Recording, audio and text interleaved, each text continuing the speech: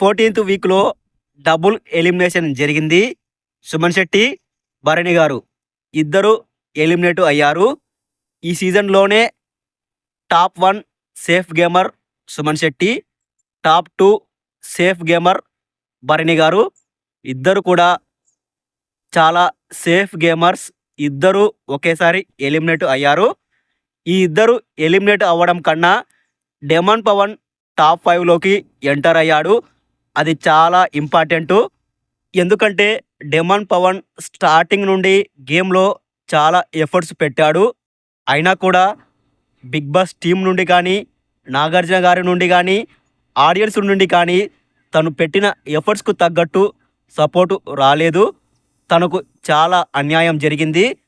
అదంతా చూస్తే తనను టాప్ 5లో కూడా ఉండనిస్తారా లేదా అనే డౌట్ వచ్చింది. ఫైనల్గా డెమాన్ పవన్ టాప్ 5లోకి ఎంటర్ అయ్యాడు.